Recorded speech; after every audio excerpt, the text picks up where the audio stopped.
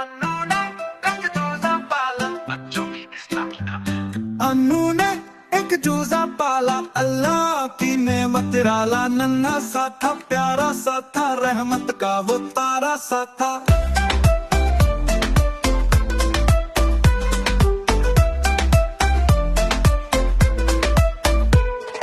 चू चू करता दिल बहलाता, अल्लाह का नाम भी याद दिलाता। अनु कहती है रब की देन, हर सुबह वो बिस्मिल्लाह कहकर चूजे को देती दाना घर।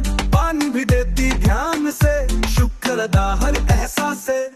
अन्नू ने एक चूजा पाला, अल्लाह की नेमत निराला। नन्हा सा था, प्यारा सा था, रहमत का वो तारा सा था। अन्नू ने एक चूजा पाला, अल्लाह की नेमत निराला। नन्हा सा था, प्यारा सा था, रहमत का वो तारा सा था।